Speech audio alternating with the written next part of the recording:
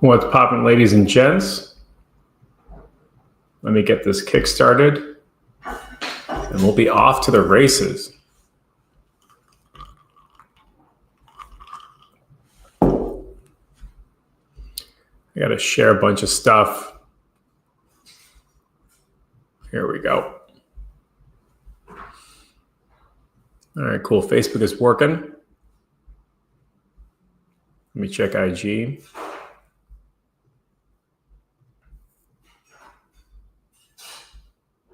Is IG working? Facebook. Oh, mother flowers. Oh, I'm going to fix this. Wait. Edit. Mess that up. Hold on. Aye. All right, wait. Remove. There we go.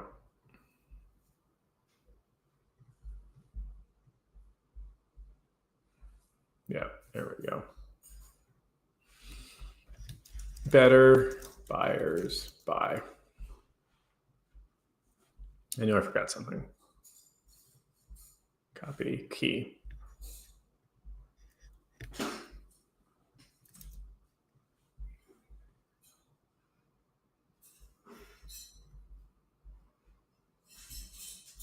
All right, they should be working now.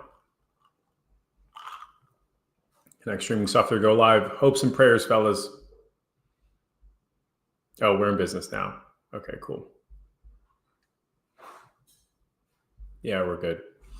All right, ladies and gents. Today we're going to talk about something interesting. We're going to talk about the marketer's fantasy and how we wish it all works out and turns out. From there, we're going to talk about what happens when the fantasy doesn't come true, and what people tend to do, either by purpose or by accident. And by doing so, you really put yourself in a very difficult bucket to operate in, one that relies on a lot of poor infrastructure, one that F's up your fulfillment, and one that really doesn't move you into the greatest of buyer buckets. And by that, I mean you've got bad buyers, ones that have poor cash flows, ones that need customers today, ones that are just trying to get by, right? And then you have great buyers, ones who have great infrastructure, great business, consistent cash flows, those types of customers. And these buckets of customers, if you represent them on a totem pole, they just tend to respond to marketing differently, right? And I am of the belief that we've been taught to be attractive to the bottom bucket of buyers, ones that come in quickly, ones that leave quickly, ones that have low cash flows and difficult cash flows and inconsistent cash flows, ones that are hyper suspicious, ones that bounce between the same members of a group chat, ones that are always yelling at you instead of yelling at their own selves or their own team, ones that have just built businesses poorly, right? And I am of the belief that we can choose words and sentences that put us in this poor market, and we can choose words and sentences and communications and sales messages that put us in a great bucket, a great buyer's bucket, right? So we're going to go over that, and then we're going to go over how the setup actually works. So a little bit more detailed, less simplified, more of like a meaningful understanding of how it looks.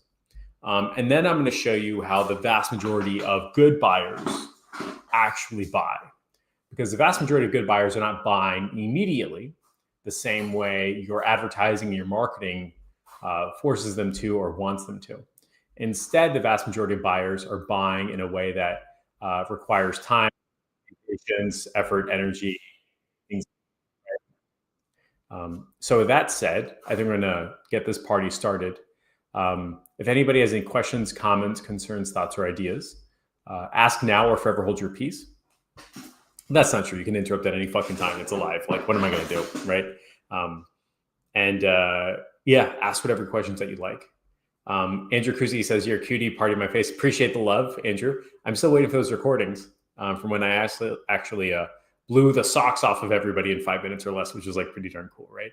So send the recordings my way, please. But yes, thank you for joining. It's always good to see you, and I'm happy things are working out.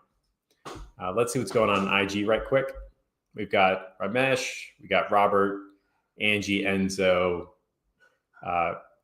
Samadi, Gabriel, a bunch of other stuff. Somebody did tell me that the audio is a bit funky, but I don't think I'm in a position to do much about that right now. I think I'm just kind of stuck in a chamber. Hold on 2 seconds.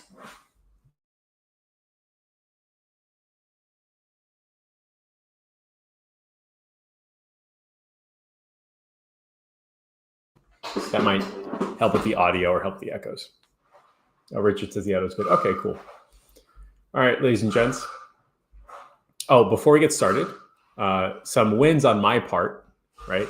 I did a consulting call with someone. We increased their front-end conversion rate on their info product from 3% to 7%, which is like double, which is pretty cool, by removing about 90% of their headline, which is like super fun, right?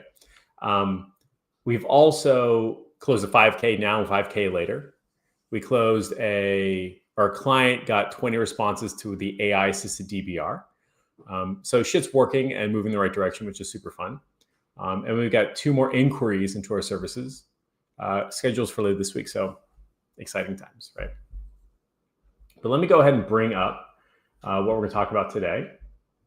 And we'll get rocking and rolling. Let's do this. Share screen.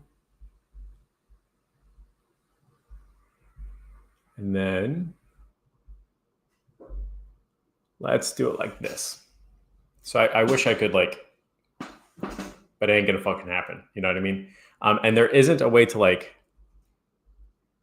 hold on, Shift 5. Oh, you can do it like that. Okay. There really isn't a way to flop these the other way, right? Apparently you can do Shift 5, whatever. This is called StreamYard, right? It's like 20 or 30 bucks. I'm pushing to Facebook, YouTube, and Instagram all at the same time. And then I can switch back and forth. Do you see what I mean, right? So I'll just pull that out so I can see the comments on Facebook right here, but I can't see the Instagram comments. So I have to have 2 windows up and running at the same time. We've got a fella named Subhan says, hello, Jeff. I'm preparing all the creators for my awareness funnel you guided. Can you guide on the timeline we should be running them on for?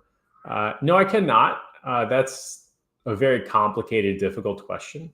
One that will only have an answer through the doing. And it's a bit of a challenge for me to answer that on live. So no, I cannot answer that the way you're expecting on this type of thing. So my best suggestion is to go forth and conquer and expect things to go sideways and be comfortable with the ups and downs that come with traveling, right? So let's talk about this, right? So this is the advertising dream, right? Or the advertiser's dream. The dream of everybody is to do the following. Advertise on the internet and then get a customer. So I spend money on Facebook or YouTube or TikTok or Snapchat or whatever. And then immediately I get an ROI, get a buyer, get somebody saying, fuck it, I'm in, that kind of thing, right? And this applies specifically in the information and the coaching space.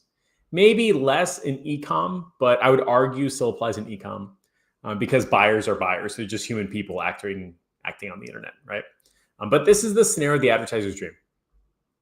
You put an ad on the internet and then something happens. You're not 100% sure what's happening, but somewhere on the other end, a purchase shows up, right? So again, the advertiser's dream is you put an ad on the internet and some way, somehow a purchase shows up. And whether it's like a magazine where you literally just place an advertisement in a magazine, newspaper, or podcast, something like that, there's this heightened expectation that in some way, somehow, some magic happens between an ad and a purchase, right? And what will happen is we'll put an ad like this on the internet. And I didn't particularly call these people out. I just went to the ads library and said, oh, this looks pretty close, right? To what I was hinting at, right? But for example, you can see are you looking successful, but you feel empty, right? 60-minute reset for Christian professionals.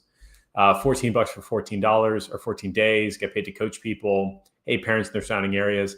Advertisers like me or advertisers like you or clients and customers will put an ad on the internet expecting a purchase.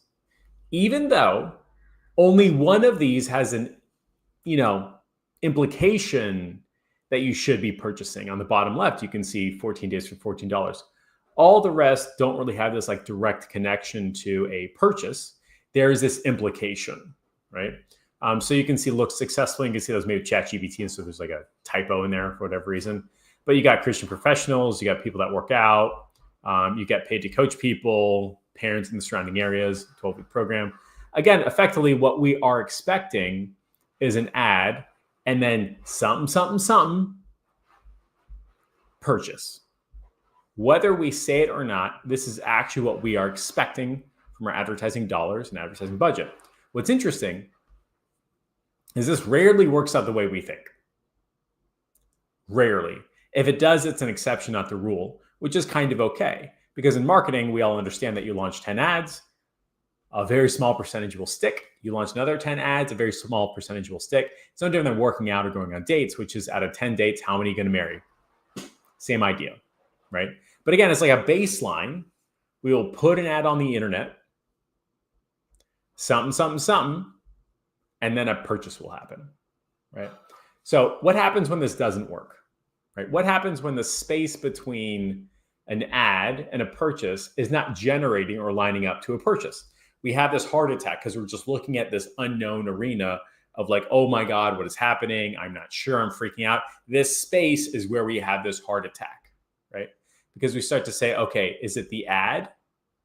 Is it my sales call? Is it my pitch? Is it my client? Is it my customer? Is it video views? Is it retargeting? Is it something I'm saying, something I'm not saying? We have this like freak out because we don't know what's happening, right? And then what do? We say, oh, I need an irresistible offer. That's the missing piece. The missing piece between my ad and my purchase, the thing that's going to make me money is an irresistible offer. We've been trained to believe this as such. I'm sure some people are right, some people are wrong, but you're not watching this for me to reinforce the beliefs you already have. You're here for me to break your brain just ever so slightly. And it's my goal today not to make you stop or have a massive change, but instead have a like ever so slight inflection point. Just 1% to the left or 1% to the right. So in 3, 6, 9, 12 months, you end up going, that was it right there. So again, the advertiser's dream, put an ad on the internet and a purchase comes in. And in this middle space, we have this heart attack, which is totally fine, name of the game. Most times we believe it's our offer. So what do? We create an irresistible offer. And depending upon when you came in the game, that could be Dan Kennedy, that could be Grant Cardone, that could be Russell Brunson, that could be Alex Hormozi. There's another guy on the come up, whatever you want to call it, an irresistible offer or a value stack. And I couldn't figure out the first person to do or talk about an irresistible offer, because the first time I heard of it was Russell Brunson talking about Dan Kennedy, and he was talking about another guy, and I didn't know who the other guy was. So this is the oldest picture I had of an irresistible offer, and I don't know if this is true or not. But if something says audio package, it might as well be fucking old, right? So this really just represents the oldest thing that I know of as far as the irresistible offer. So again, right, we start over here, we start with an ad, and then we hope a purchase happens. So here's some examples of ads. Again, nothing specific to these people, but you can see as examples, right? Like we've got Mind Valley, we've got a floor covering international ETS performance, Dr. Robert Duggar, Attention Deficit Treatment Center. Again, I just picked these ads on the internet. It's just from the ads library. These are not my clients or any like implication like that. I just picked them on the internet to represent an ad, right? And then they run the ad, and somewhere they said, shit sucks, I need an offer, so I need an irresistible offer, right? Cool. And again, depending upon when you came into the game, your irresistible offer could look like this, or it could look like this. These are effectively kind of the same things, because if I've got the 6 weeks funnel hacks masterclass, all of a sudden there's less chance it could be wrong, right? If I've gotten soap and Seinfeld secrets, there's a better chance that I could achieve.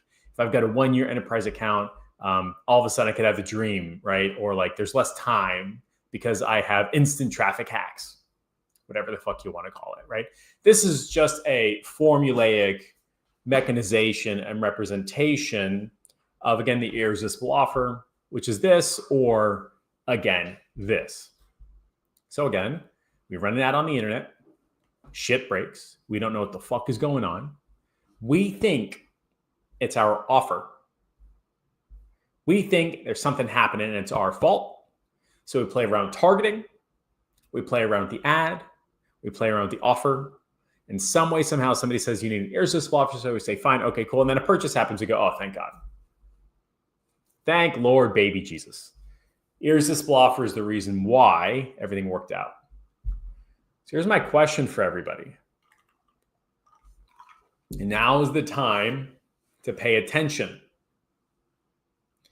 When you do an irresistible offer, do you think that appeals to amazing clients? Or do you think that appeals to unamazing clients? Again, when you do an irresistible offer, do you think that applies to amazing clients or unamazing clients? Which one do you think an irresistible offer tends to appeal more to? Amazing or unamazing? And put in the comments and we'll see what happens.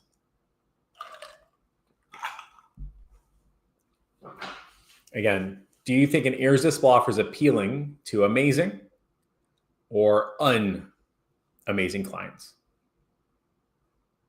And I'm just realizing I'm not actually watching YouTube comments. Hold on. Let me fix this. Oh, I should be paying attention. Okay, cool. Richard says it applies to the ones who are looking to take a leap of faith. Okay, fair, right? That's a very fair answer. In my experience, when I'm talking to people who purchased using an irresistible offer, they don't tend to be super high-end, amazing clients. Like if I was advertising HVAC and I was an HVAC agency service doing ads on the internet, and I did a HVAC irresistible offer, right? It doesn't really feel like it would be appealing to the HVAC business that has everything set up correctly, is generating ROI, and wants to sell the company to a PE firm. Stereotypically, it appeals to the unamazing clients who are sitting there going, oh my God, I'm having a freak out because I have no time and I need this to work immediately. I am not in position to apply any more effort or any more sacrifice. All I have is a dream, and I need a venue, a channel, a medium to give me the highest chance of achieving that dream.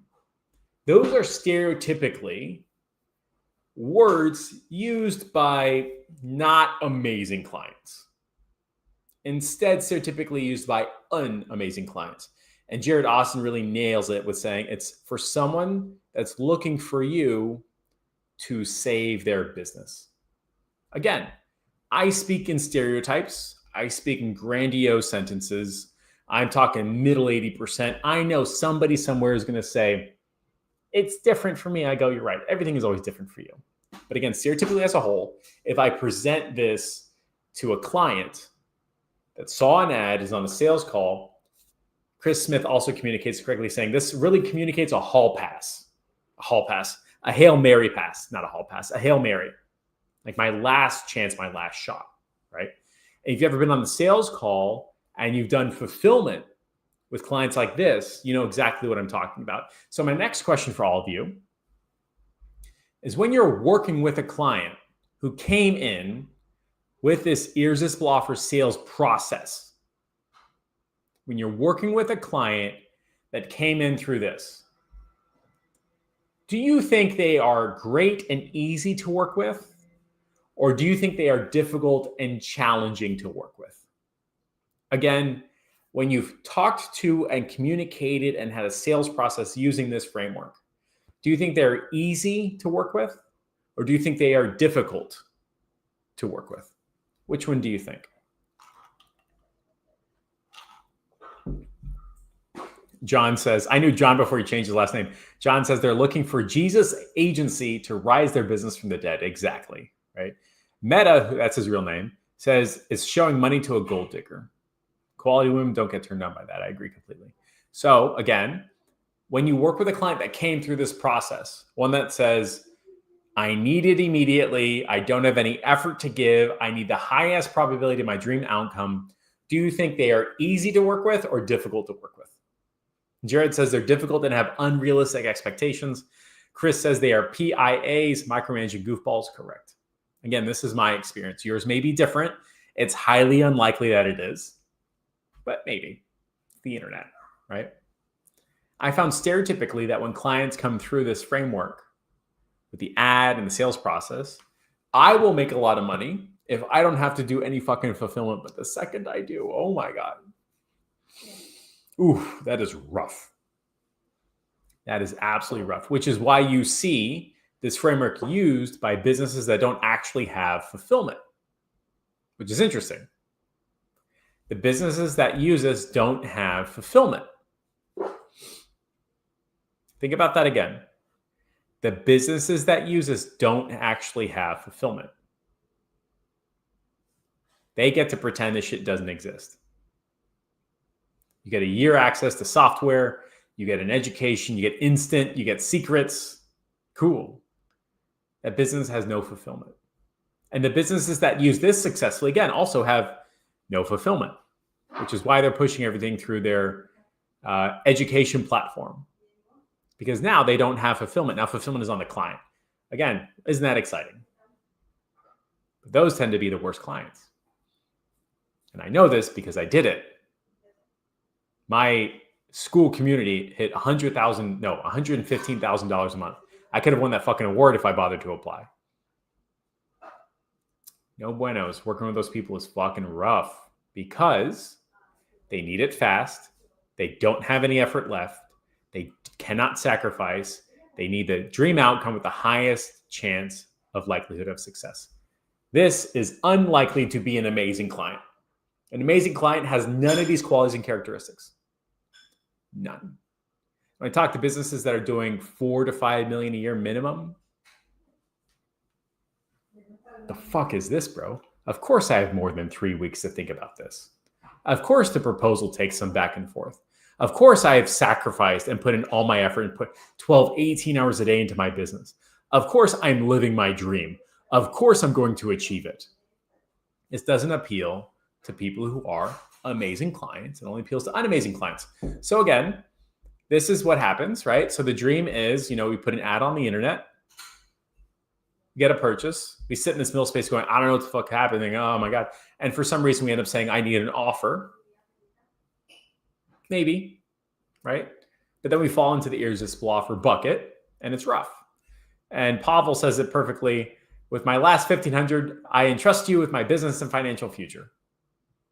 Correct, right? So again, tier number 1, the advertiser's dream. Tier 2, the backup, right? But here's what's interesting. And here's the question for everybody here. Of 100 buyers, how many can you get today? That's my question for you. Let me know in the comments what you think. If you already know the answer to this question, you can throw it in there, right? But let's just say I'm advertising to the internet. Out of 100 buyers that are going to buy today, tomorrow, in the future, yesterday, sometime, how many of those do you think I actually get today at any one moment? Like immediately. So again, the dream scenario, I advertise to get a buyer. And if it's 100 people in a room, how many actually end up saying, fuck it, I'm in? Whether it's an ad or an irresistible offer. How many of those actually turn into real life buyers? Whether it's an ad or an irresistible offer, whatever it happens to be. How many do you think you can actually get to come in as a buyer?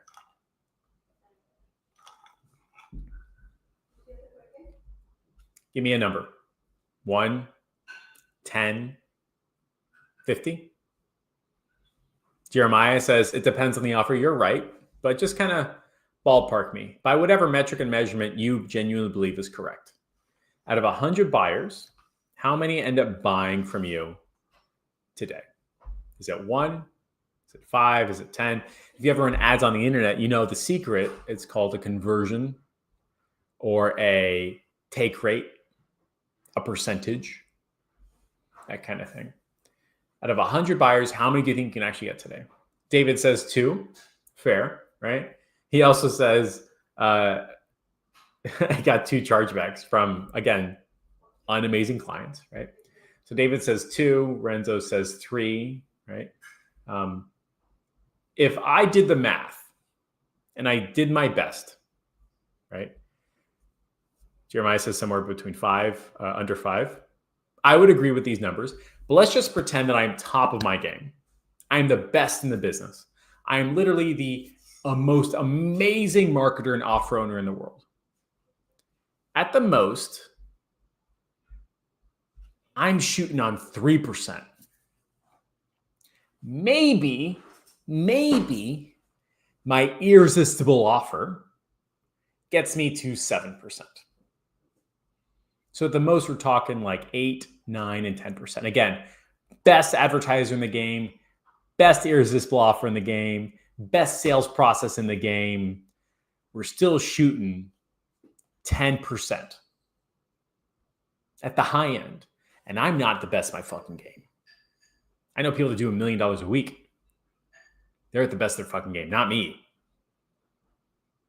So here's what's interesting. If I were to roll a dice that only had 3 sides, and then I ran a dice that had 90 sides, which one do you think would have a higher chance of fucking turning out better? The dice with 3 sides? The dice with 7 sides? Or the dice with 90 sides? What I'm trying to communicate is, at the best, these 2 channels really only target these buyers. Maybe these. But they completely miss this. And some people may be asking, well, how does like the top amazing advertisers work? Like, how do we maximize the 3% or maximize the 7%, add it together 10%? Well, you got to build something like this, right? Your ad needs hooks, persons, products, proof, testimonials, right? You need retargeting of landing pages, percentage, objection handling. You need storytelling, soap opera sequences, cash machine emails. You need AI setters, callbacks, openers, dial for dollars, rebuttals. You got to feel like you're a boiler room on Wall Street. DBRs, one sentence follow-up calls, curiosity. And then maybe this engine of an engine will lead to a purchase. And that is, of course, whether it is a e-com, info, or high ticket sale. Best in the business, best in the game. They've got all this stuff. They've got an upsell, they got a downsell. They do team to team. They do hypercare. They're seeding long term. They have a higher tier program and next steps. Waterfall sales document, break even on cost, catch up opportunity. So they'll sell somebody knowing it's break even because they might buy something in 3 months. And they're aiming for a 30% close rate at scale. But even then, these 3 ways of working at their best are only aiming for this right fucking here. And then they say, fuck it, let's do a lookalike. But again, this right here. Do you think a wildly successful person who's running a $4 to $5 million a year company, looking to grow to 15 in the next 3 years, is going to say, fuck it, I'm going to buy it today? Or fuck it, I'm going to buy it because of your irresistible offer? Or fuck it, I'm buying because of the real setup? Or do you think that better buyers buy differently? Which one do you think? Do you think the best in the business, the top tier companies, the ones doing hundreds of millions of dollars, are saying, fuck it, I was going to buy this shit today? I was going to buy because of your irresistible offer, or buy because of all this? Or do you think that they are buying differently? What do you think?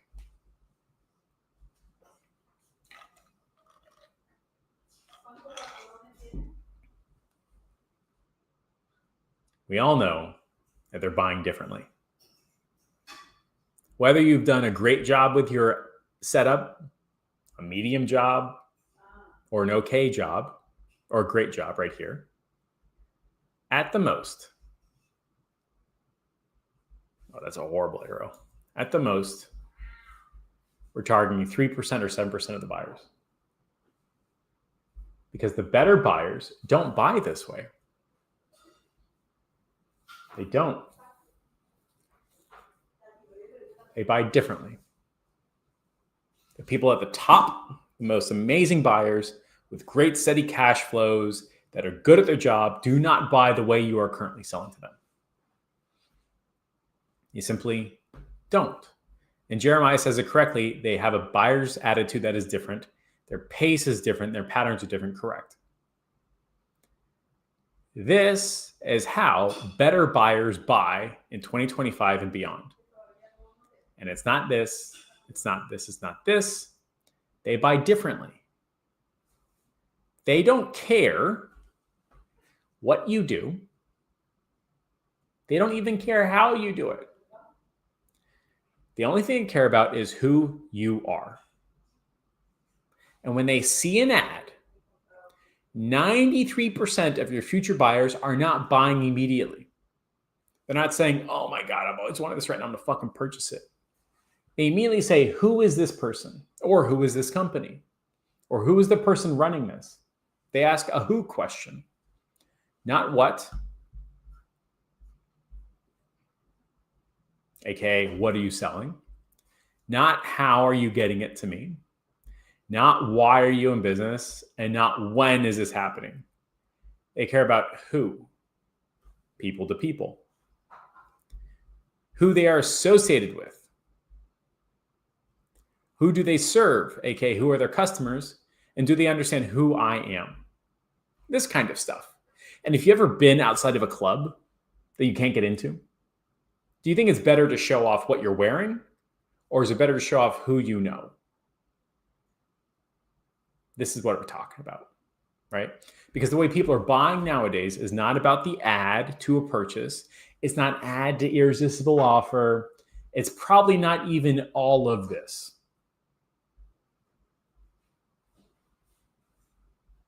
Ad to who the hell do you think you are? Now, here's my question for everybody. And I'm asking this to pull the blood from the back of your brain to the front of your brain. What is the modern day online business card? I'll say it again. What is the modern day online business card? If I want to know who you are, what am I looking up? Where would I go to find out more information about you? What is the online business card? Tell me. Keep going. Keep going. George is close. Dina is almost there. Oh, Dina got it right. Renzo got it right. It's Instagram. This is where people go to answer the question of who are you? Not necessarily Facebook. Not necessarily LinkedIn or Facebook. And not your overall social media presence. And really not even LinkedIn. It's Instagram. Instagram is the online business card showing proof and legitimacy. If you ever look somebody up and their Instagram bio is like nothing, you go, this is fucking weird. I don't like this stuff. That's not the same with YouTube. Not the same with LinkedIn. Instagram has cemented itself as the online business card accepted all over the world. That is just what it does. And that's how it acts. And when you advertise, 93% of your buyers are asking, who is this person? You need to answer that in a way that is clear, concise, and makes sense. Because we are currently in a who market. Not what, not when, where, why, and how. Who.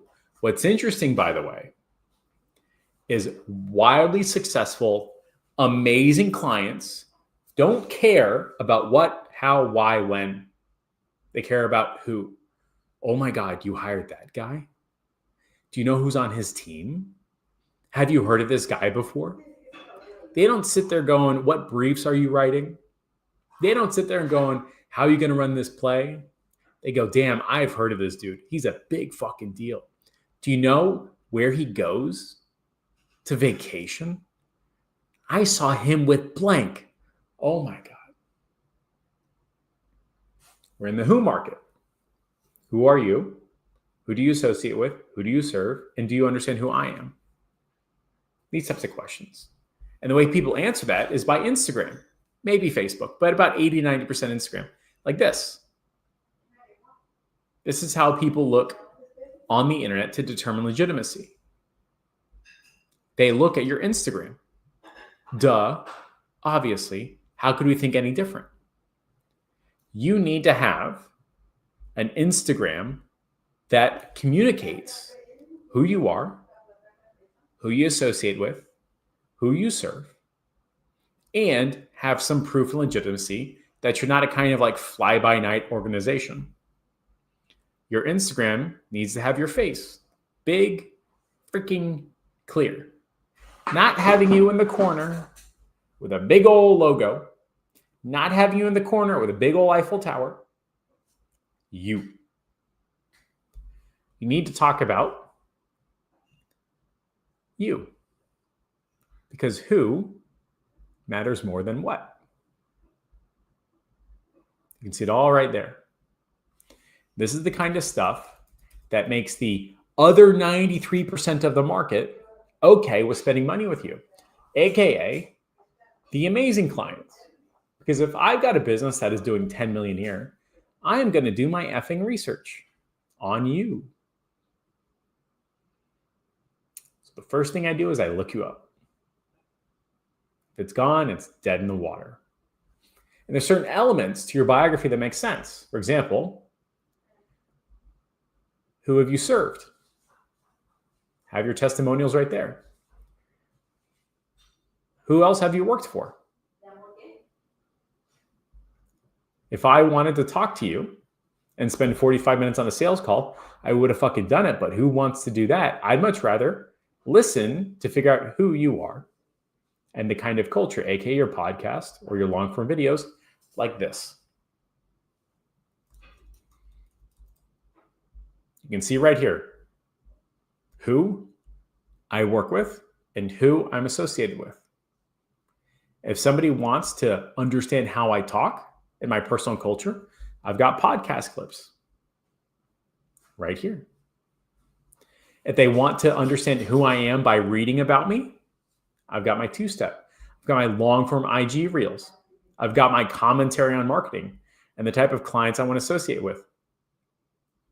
This is the kind of stuff that matters.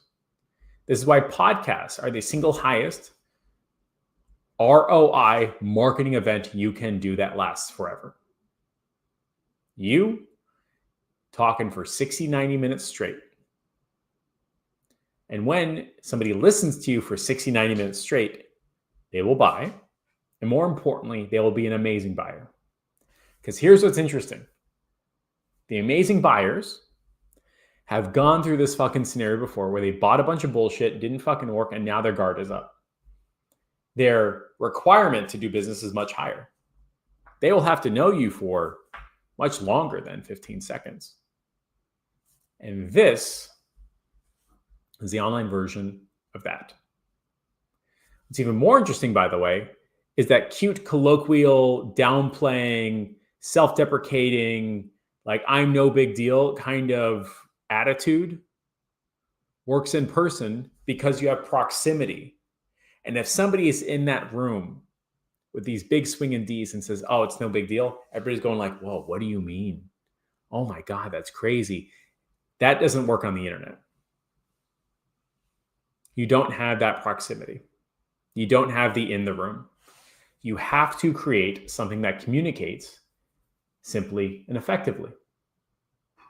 For those who say Facebook, you're not 100% wrong. I use it consistently. You can see right here to let people know that I'm real, legitimate, and awake, right, on the internet. I treat Facebook more like Twitter now. Seems to be pretty happy. Used to do these long form 50-page essays. 2 sentences is enough. But this is 80 to 90% of it. Just like this. Here's my next question for everybody. Again, blood from the back of the brain to the front. Get the fingers ready. If I wanted to learn more about what you do and how you do it, and if we should do business together, do you think I'm going to get on the phone with you and spend 45 minutes to 2 hours talking to you? Or do you think I'm going to go to your YouTube and listen and understand who you serve in a long form format? Again, if I want to do business with you, do you think I'm going to spend 1 or 2 hours on the phone with you or watch 1 or 2 hours of your videos? Which one do you think? Talk with you for 2 hours or watch your videos for 2 hours? Which one do you think it is? In person or online? And Sai Daibi, sorry, dude, I'm doing my best. Sidibi, I got nothing. I can't do it, right? You can see right here, no time for the phone. Who's got time for that? Somebody calls me and says, hey man, can I spend 2 hours with you to understand we should do business? I'm going, why? What are you doing? Get the hell out of here, bro. Go watch my videos on YouTube. You can make a decision. Even Jared is saying, obviously we should do videos. Of course. Makes complete total sense. How many people here are creating long form videos, respecting that buying process? Again, I'm going to ask this question.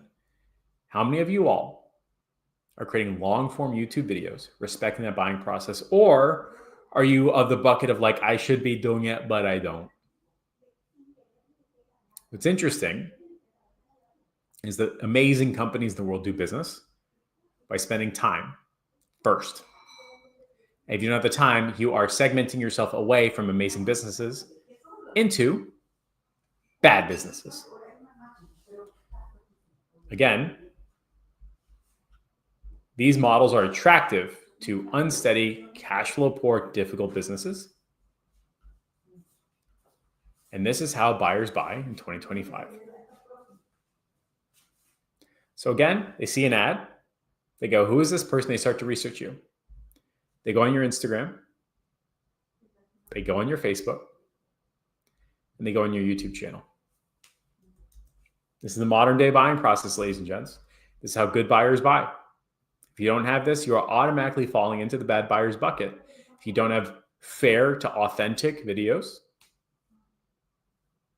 you're talking to people who can't do that. If you don't have long form videos on your YouTube channel, you're talking to people who make poor buying decisions and poor business decisions and poor cash flow decisions, and people that don't have 45 minutes to invest in understanding if they should be buying from a particular provider. You need to have an answer to this question because this is how buyers are buying. What's interesting is you can see this video I made last week. So here's my question for you today. Do you think this video just sat and did nothing? Or do you think somebody called me yesterday and said, hey, Jeff, I saw your ad. I went on your Instagram. I watched your YouTube video. I'm in for 10 grand. Which do you think happened? Do you think I shot this video and nothing fucking happened? Or do you think somebody called me yesterday, we got on the phone, spent 25 minutes together, 10K deal? Because that's how good buyers buy. This person already spent 8 hours researching me without my interaction at all whatsoever. They saw the ad. They said, who is this person? Went on my Instagram, read my Facebook, watched my YouTube. Total of 8 hours they put into it without me doing anything. No following up, no irresistible offer, no risk reversal, no guarantee, no increase in the chance of likelihood of success. Nope. They were a buyer. They were an amazing buyer with a great business and said, hey, let's see if this makes sense. This is how people buy. And this is more importantly how better buyers are buying in 2025 and beyond. Lindsay asked a question that says, is this for any level of offer or just high ticket? I would argue that if you are a bad buyer, you are buying whether you're a bad buyer, whether you're buying low ticket or high ticket. If you're a good buyer, you're a good buyer, whether or not you're buying low ticket or high ticket. And this type of infrastructure is almost required nowadays. If you don't have all this infrastructure, social engine optimization that is respectful of the way better buyers are buying in 2025 and beyond, you are relegating your success to 3% of the market, arguably 10%. But if you do build it, now you've got the whole damn pyramid. And this is why buyers aren't buying. Because the good ones are going, I'm not going to do that shit again. And the bad ones are like, well, you said you would promise the world to me. And this is what happens. You don't have your social engine optimization. You don't have your social engine infrastructure. So all the effort goes into the ad side. All the effort goes in the marketing side. To make up for it, you have a fucking irresistible offer instead of just having trust in the marketplace. So I believe this applies to everything.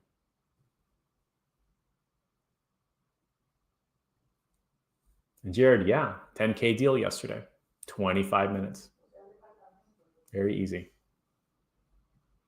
Meta says this works even when you think it's not working because you can get 0 likes and a big deal because the social proof is there. Yeah. This is the type of stuff they need to be working on. C says, question, do most of your sales processes start with $7 offer thinking at the end of mind? This infrastructure applies without regard to what you're selling. Whether it's a $7 thing or $100,000 thing. This is just normal everyday infrastructure. It's the pipes to your building. It's the fuel to your fire. It's the ovens to your kitchen. It doesn't matter what's in the kitchen. It doesn't matter what you're cooking. You need a good oven. That's it. And if you've got a good oven, you'll be attracting great chefs. But if you got a shitty oven and no plumbing and no lighting, it doesn't matter what your ad says. You're only going to get people that are just that kind of stuff. Here's what's even more fun. What do you think happens when we get a reel and a podcast clip getting 143,000 views? What do you think happens when a podcast clip gets 143,000 views? What are the other added benefits? What are the other fun things that happen?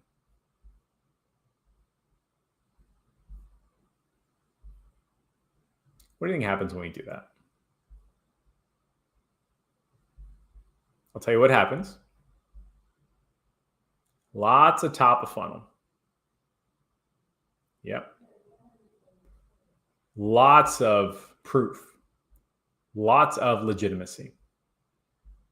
And when this kicks off, so do all the other ones.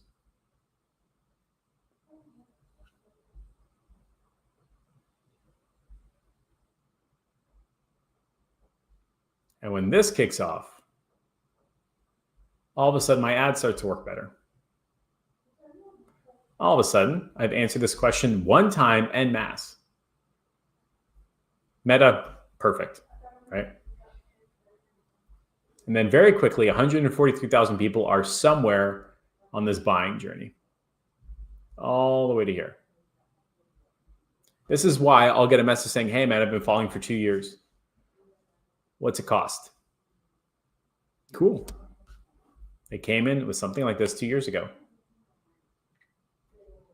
It's not challenging. It's not difficult. Just nobody told you. This is the kind of stuff. And we got a question that says, so double down retargeting, is that the game plan? Not necessarily. Retargeting is simply more ads right here. That's retargeting. One of the components. But if you've ever driven a car, you know if you just have good tires and a shitty engine, or a car with no doors, ain't really a car.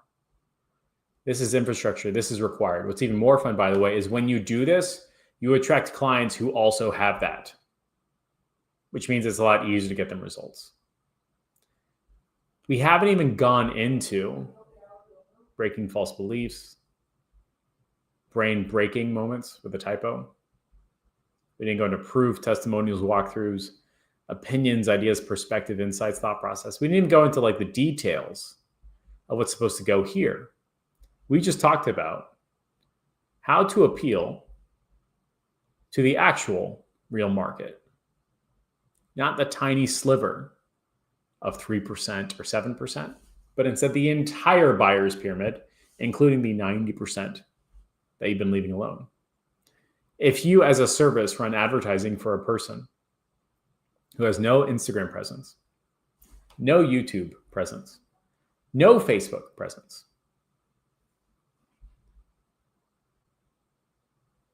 it's gonna be fucking rough. But guess what? You don't got any either. And that's why you're stuck in a poor man's market with unamazing clients who have no social media infrastructure and then rely on you to create the most amazing thing in the world. That's why you keep dealing with clients that require an irresistible offer. That's why you keep dealing with clients who can't find a team. That's why you keep dealing with clients that fire you after 3 months. That's why you keep dealing with clients who can't convert, because you don't know how to attract the right ones. And somebody somewhere said you need an irresistible offer, and that was a fucking lie.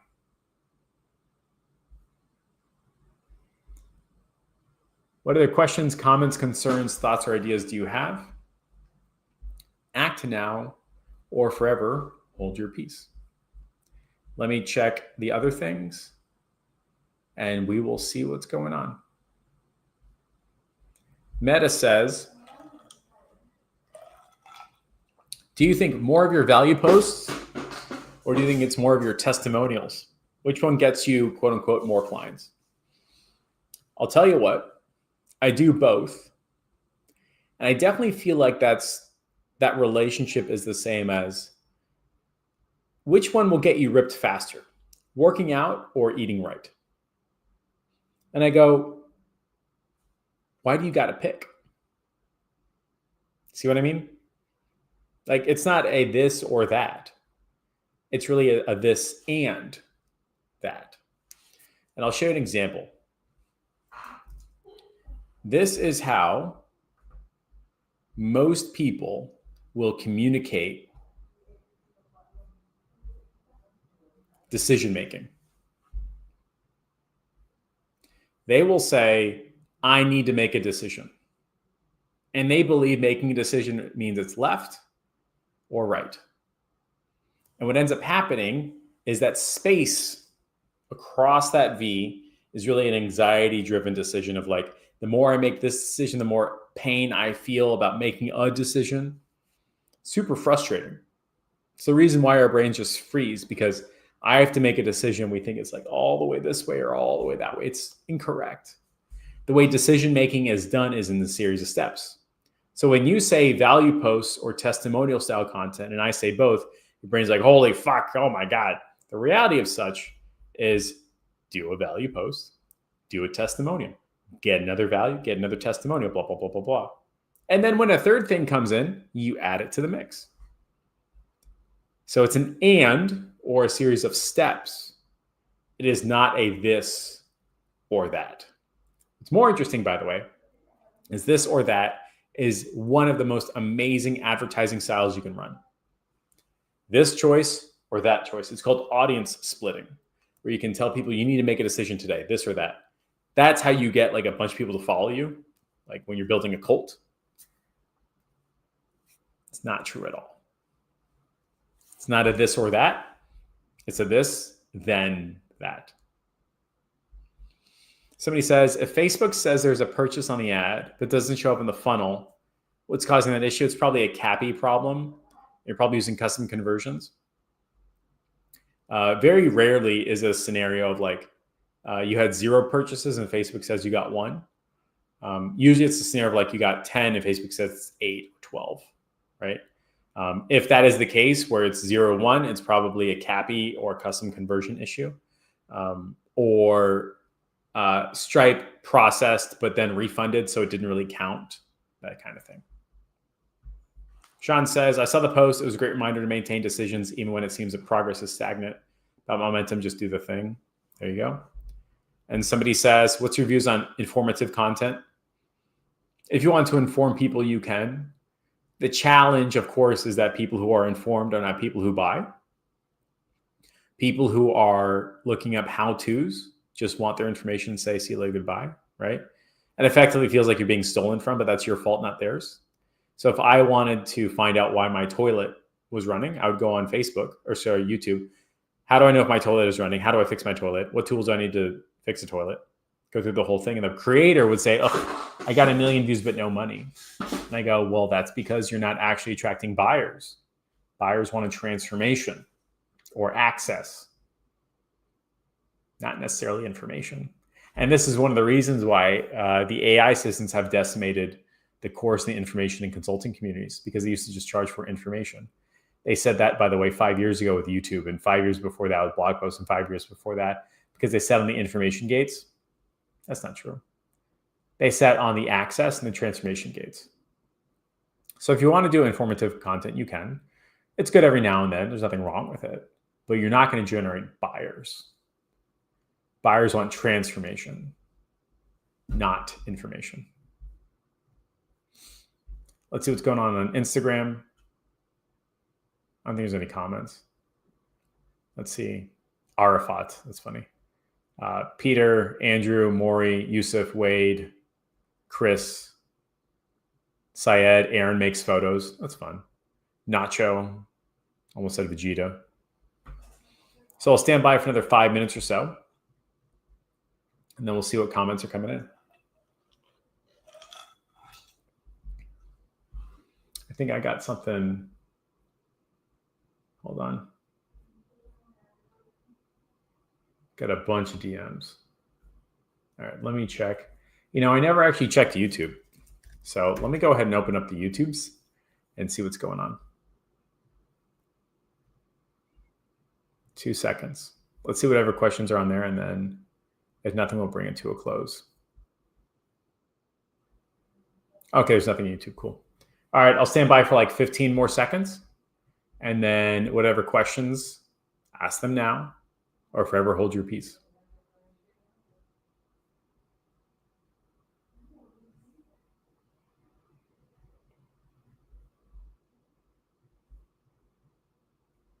Exactly, David. There you go. That's it, ladies and gents. Peace out. Bye.